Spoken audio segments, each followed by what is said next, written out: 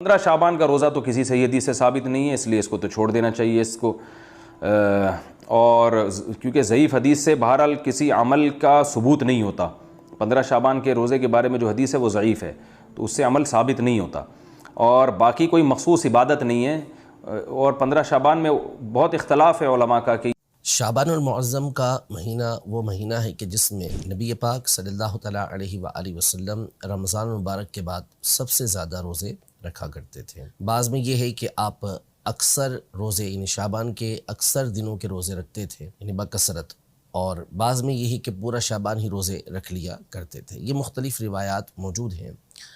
تو یوں شعبان المعظم کے مہینے کے اندر جو روزہ رکھنا ہے یہ تو احادیث صحیحہ سے ثابت ہے، نبی پاک صلی اللہ علیہ وسلم کا عمل اس میں ثابت ہے۔ اب رہا خاص 15 شعبان المعظم کا روزہ رکھنا، تو اس حوالے سے بھی ایک حدیث مبارکہ جو سنن ابن ماجہ کے اندر موجود ہے، اور اس میں باقاعدہ نبی پاک صلی اللہ تعالیٰ علیہ وآلہ وسلم نے 15 شعبان المعظم کے حوالے سے یہ ارشاد فرمایا کہ جب 15 شعبان کی رات آئے، جس کو ہم شب براءت کہتے ہیں، تو اس رات کے بارے میں فرمایا کہ قوموا لیلہا، اس کی رات کو قیام کرو، یعنی رات عبادت کرو، اور صوموا نہارہا، اور اس کے دن میں روزہ رکھو۔ تو خاص اس دن کے حوالے سے نبی پاک صلی اللہ علیہ وسلم نے روزہ رکھنے کا حکم ارشاد فرمایا، اگرچہ کہ سند کے اعتبار سے اس حدیث پر کلام کیا گیا ہے، ایسے ضعیف کہا گیا ہے، لیکن جس طرح اصول محدثین کی روشنی میں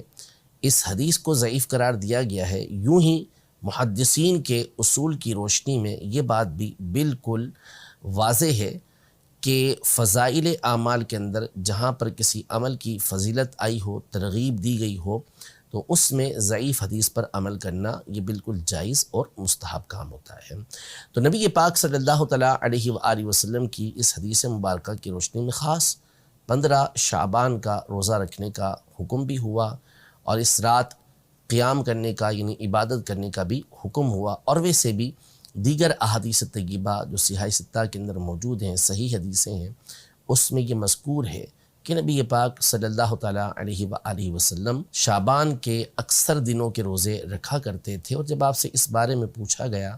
کہ آپ اس مہینے کے روزے خاص طور پہ کیوں رکھتے ہیں، تو آپ علیہ الصلوۃ والسلام نے ارشاد فرمایا کہ اس مہینے میں اعمال اللہ کی بارگاہ کے اندر پیش کیے جاتے ہیں،